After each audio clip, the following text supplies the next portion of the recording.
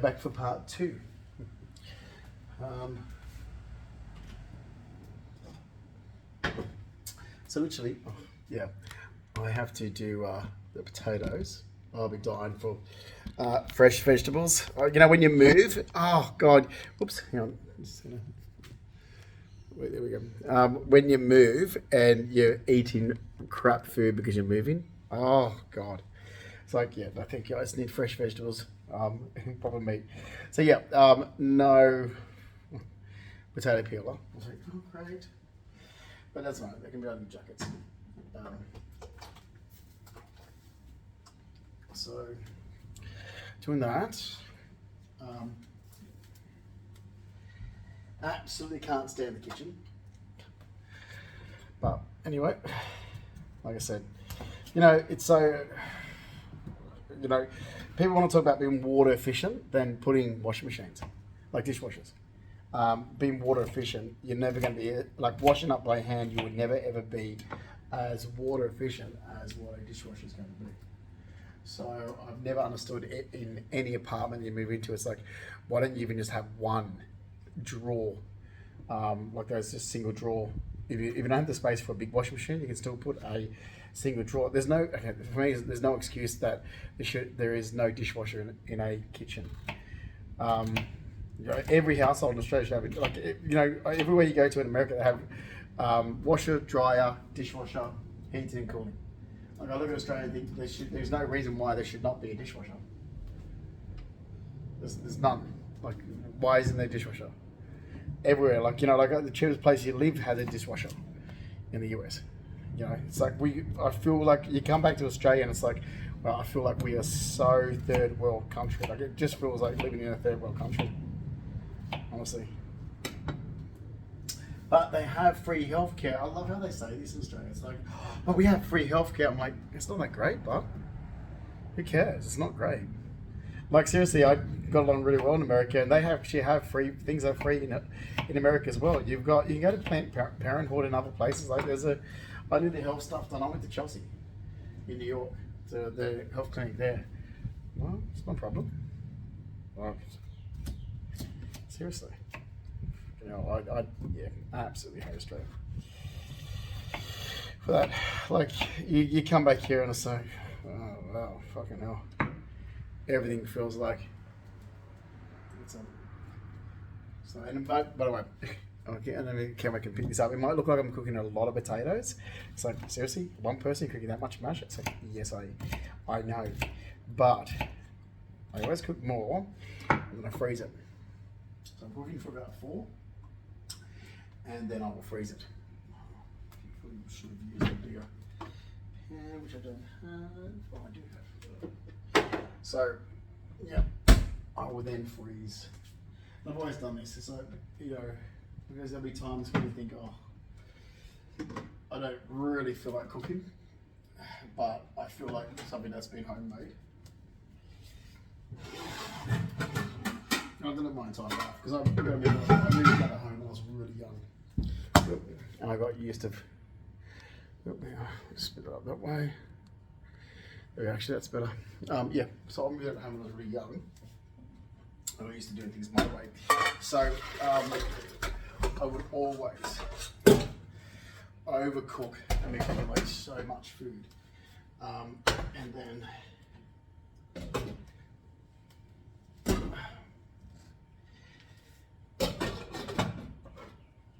And then I would have all this extra food. And all this extra food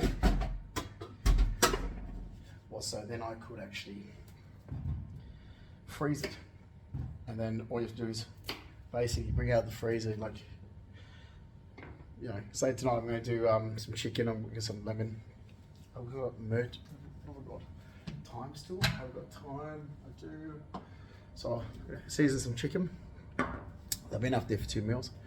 I'll do that. Some vegetables. Have plenty of leftovers, and then some will stay in the fridge for tomorrow, and others will go in the freezer. And then that way, it's like, okay, well, I've got plenty of food that's cooked, so I don't have to cook today, and then like whatever I cook tomorrow, it's gonna be different.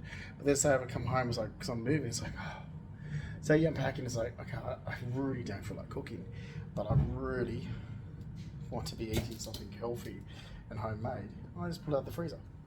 So there'll be always food. I've always known. Like I said, I was saying, I don't know if it came through a post yesterday, but my nan, so Lola. So I was pretty much raised by Reg and Lola.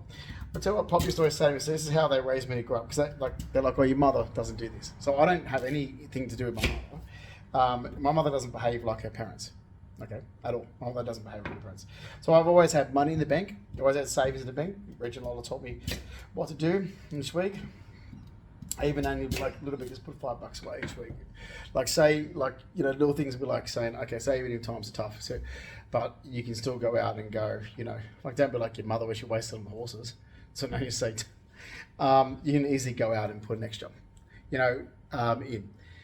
So I always had savings in the bank, and it's what Nan used to say, okay, you've got it, like you do your, when you move, it's always true, like say, oh, it's coming up to the end of the year or something, you do your big shops and it's massive expensive, you know, but each week shop, like even if you don't need groceries, just do it.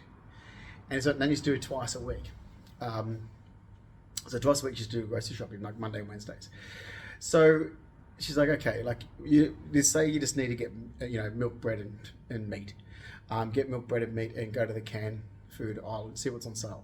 Pick up just some canned food, pick up some tuna, pick up some, oh, they've got steak and, you know, steak and kidney stew or something. Like pick it up, it's on sale, pick it up, just get a couple of cans. You won't notice the difference. You know, it's a couple of dollars here, a couple of dollars, you're not going to notice the difference. But you're going to have a fully stocked pantry, always. You always have food in the fridge, food in the cupboard. And then Pop used to say, on the way home from work, you know, on your way home from work, pop past the service station, fill your car up. I was like, but it's full. It doesn't matter. Even if you've got to put in $5, put in $5. That means your car has always got full of petrol. You never have no fuel in your car. So this is where my mother is a scam artist. So my mother's no good with money, ever. My mother only had money because of my father. So technically, if my father didn't give my mother everything, sorry, I live in a horrible area where I live. There's a lot of housos and junkies. So if my father didn't give my mother everything, she wouldn't have anything. She's useless with money. She spends it, she wastes it. Always has.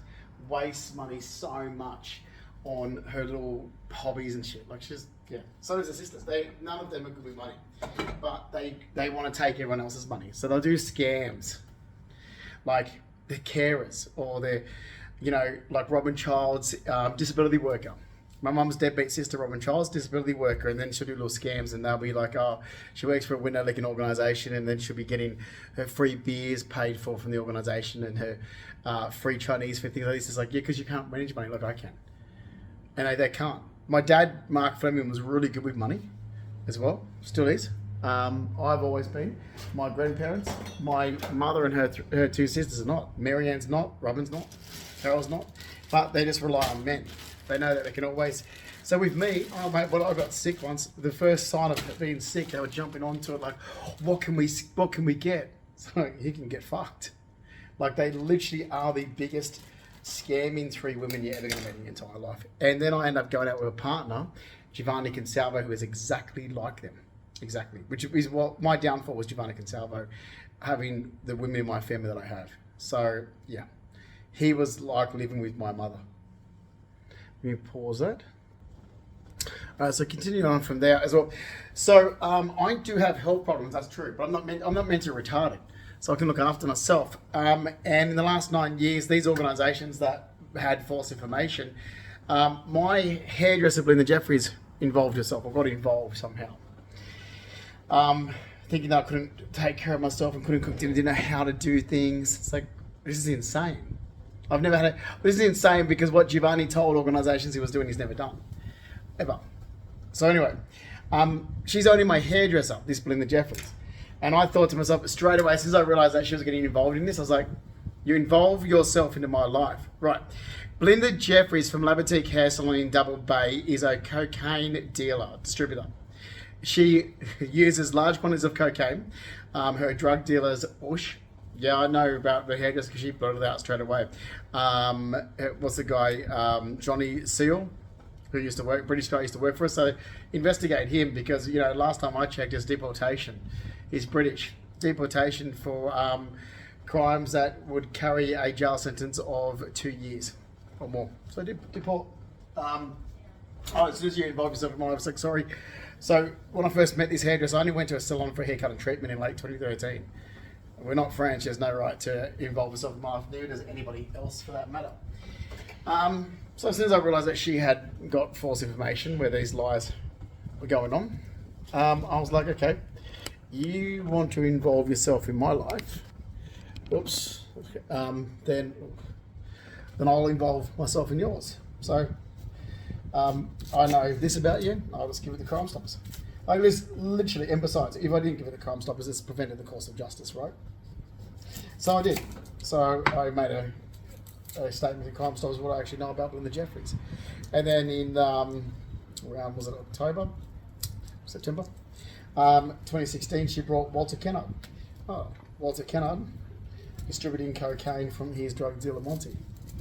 Oh yeah, like I was watching them making notes. So, okay.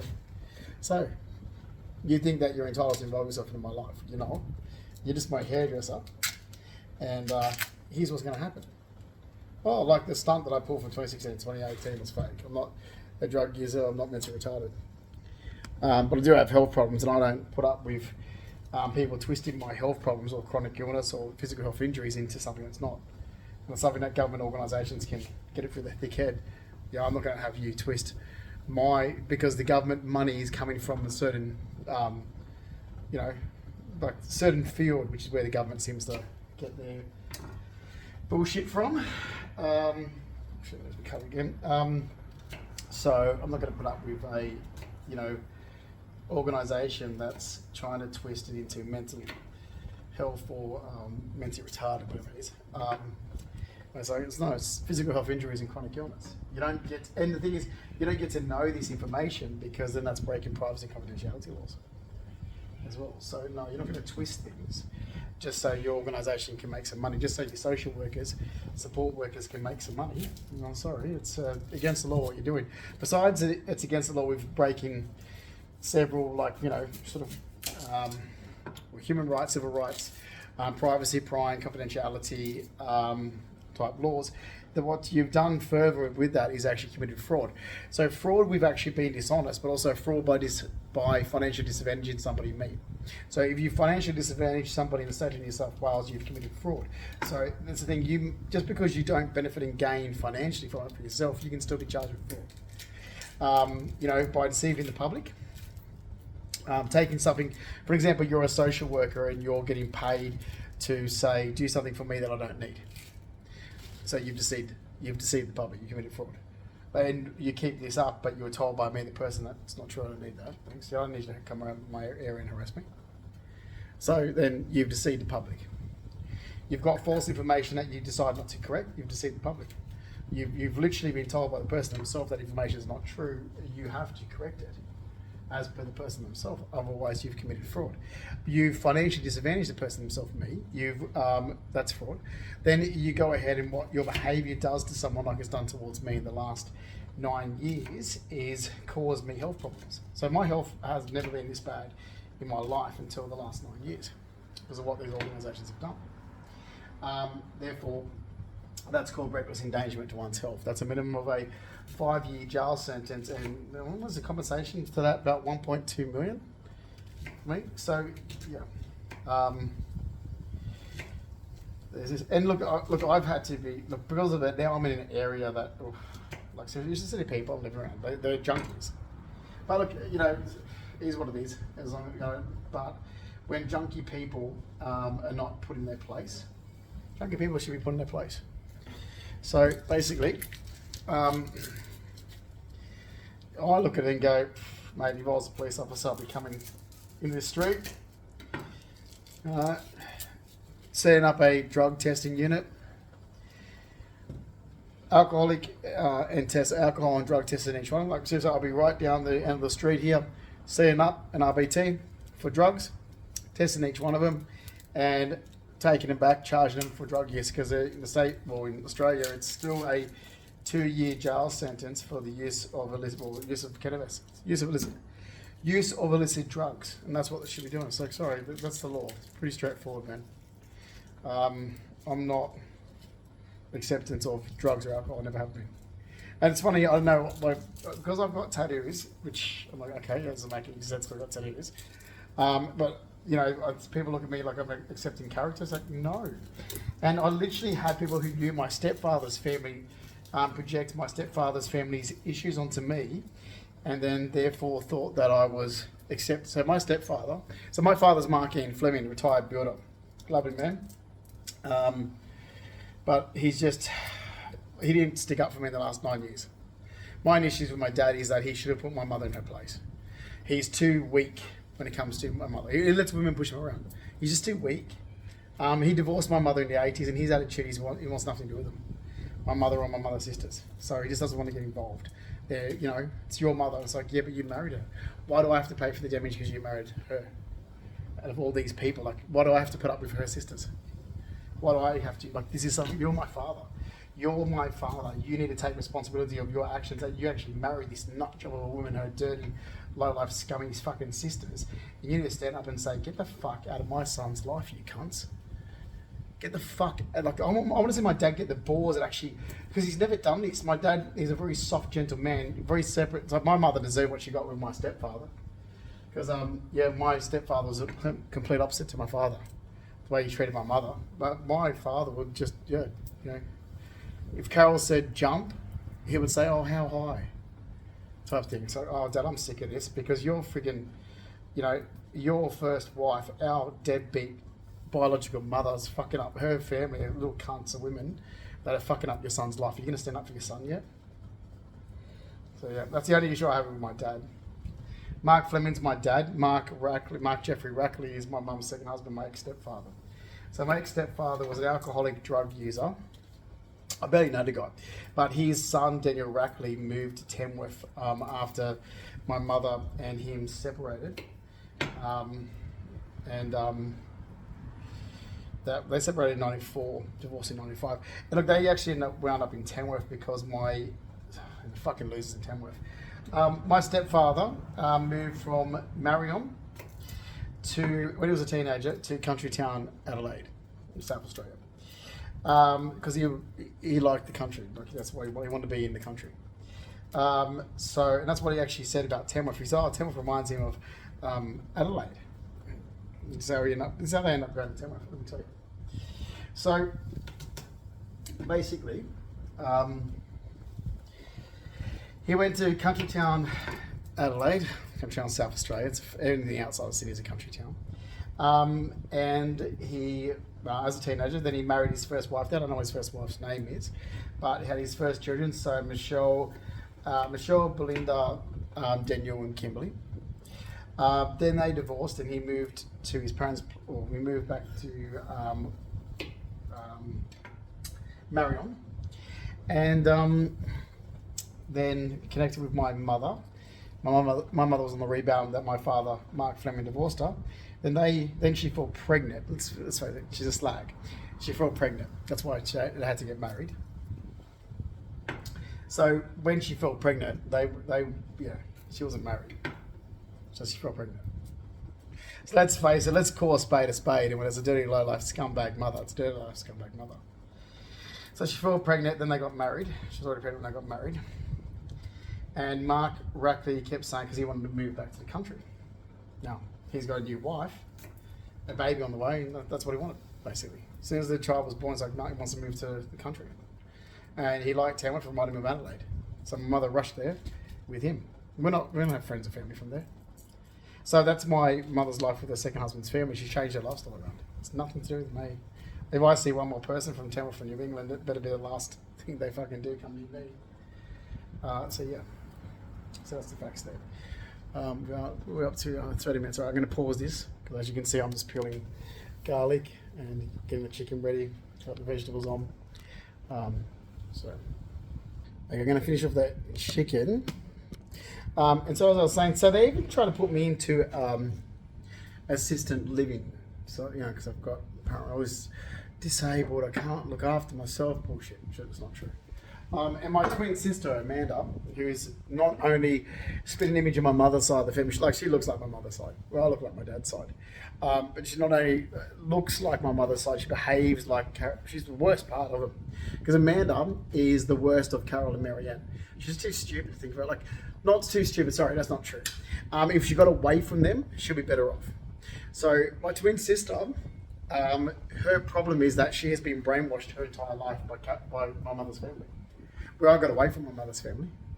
So my twin sister's brainwashed, kept in a bubble, fed bullshit, okay? Fed absolute bullshit from them. And you'd be like, so then people come along and be like, great example, someone told Amanda that I'm dying, I need to go into a home care. And she believed it. It's like, are you insane, Amanda? No, I'm not.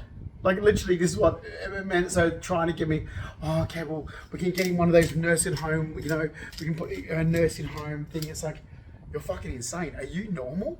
You're a fucking idiot. Like, literally, this is the scam that's been going on the last 9 years. And actually, I found out that Giovanni, it all started when I found out that Giovanni had been forging my signature and faking medical documents to make himself to be a carer since I met the guy. So he's his own little scam for his own little benefit and gain. It's true.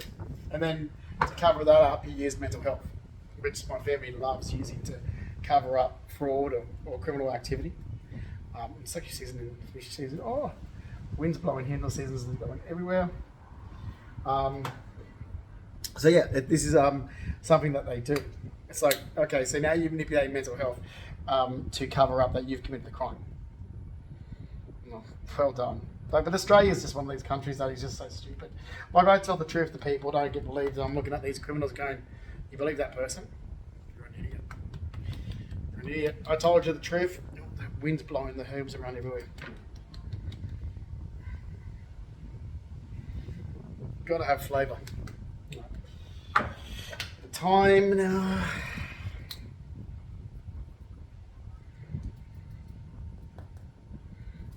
Oh, okay. It's a really hot, horrible part. It's disgusting. It's really bad. I absolutely hate it, but I'm given no choice, basically. Oh, it's horrible. It's just blowing the herbs around. Sorry. Oh, some lemon, some thyme, a bit of paprika to get the smoky flavour. I'll put the camera down. Actually, can you see it? Yeah. There we go. It's almost finished. I can go in the oven at about 180 degrees. Yeah, good job cooking show, kind of. 180 degrees for about 25-30 minutes. That's all this will need.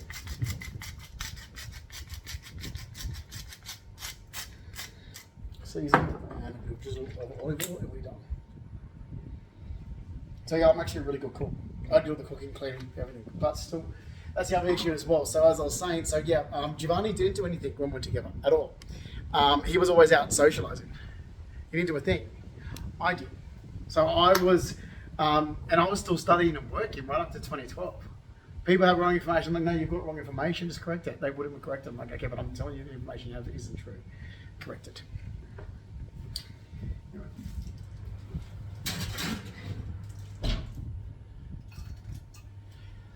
Right. That we get there. Mashed on.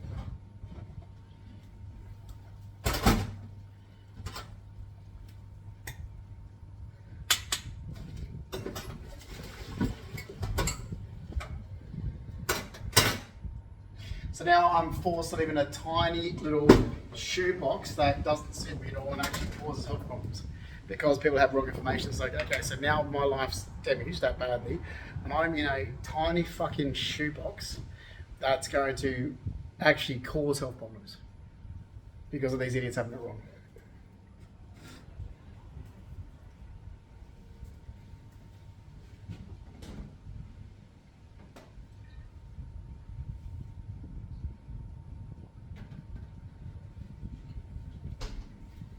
Yeah, and that's the thing. So it's like I've said, I'm not mentally retarded. I've got a disability. That's right, but like I don't get it. It's like, yeah, of course I got a disability. I was mugged and robbed on my way home from work, and a guy's got to skull at 13. I have good weeks and bad weeks. Some fucking bad weeks are really bad from that injury, the pain.